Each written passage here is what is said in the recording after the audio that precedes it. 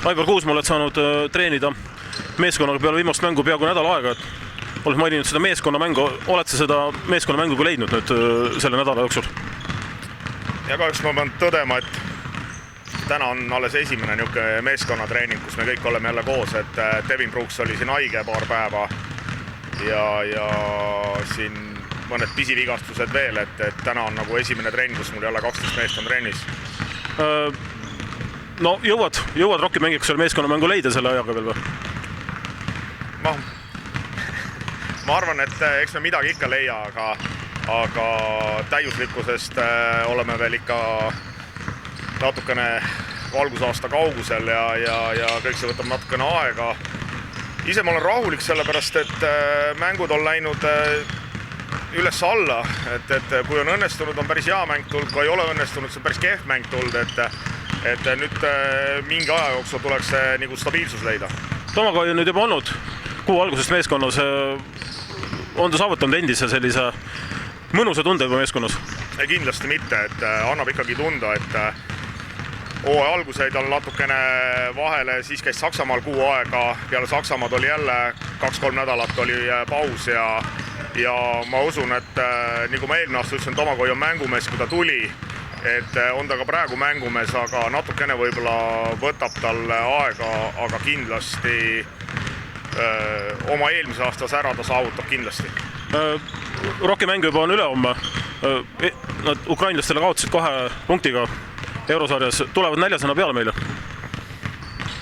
Jah, et ma usun, et neil on nüüd väga tähtis mäng on muidugi vist järgmine nädal ka, et ma loodan, et ka mitte ainult näljased põhimehed ei ole, vaid ka näljased vahetusmehed seal, et võib-olla mis annab meile väikse võimaluse siin kodus neile vastu hakata ja seda me üritame. Sellest järgneb kohe nii nimetatud väikese Kalevi turnee. Esimese kaotusime esimese lahingu edasi. Edasi vaatame. Suhteliselt tugeva meeskonna on Klandorf kokku saanud see aasta. Jah, et suhteliselt tugev ja kogenud võistkonna, et selles mõttes nendega ma arvan, et ei ole kellelgi kerge, aga küsimus on mingit moodi peab ju neile ka, ütleme, kuidagi kanna peale astuma ja neile vastu saama ja ma arvan, et eks siis järgne mäng näitab, kas me mingid taktikalised muudatused on mõjunud või ei ole. Mike Myers läks nüüd Prantsusmaale ära. Ütle, mis on sinu mõtetes, Aivar? Kas meeskond vajab veel lähiaegadel täiendust või lähed nende meestega edasi, kes on?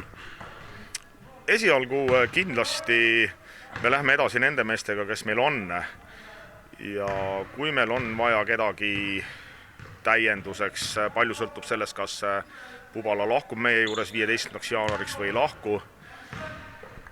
Kui ta Devin hakkab oma playmakeri rolli täitma, kas ülejäänud mehed on terved, et kindlasti meil on silmad lahti ja eks me oma otsuse teeme, kui me kedagi toome, siis uuel aastal ja on sa siis jaanuari lõpp või veebruari algul. Mainisid Tomakoi Pubalo osas 15. jaanuari, et oled sa nõus täpsustama? Minu meelest on talle võimalus paremasse klubisse minna kuni 15. jaanuarini, et see oli tema tingimus ja me pidime sellega nõustuma, aga ma ise loodan, et ta ei lähe. Aitäh, Aivar, ja edu juba Rocki mänguks! Aitäh!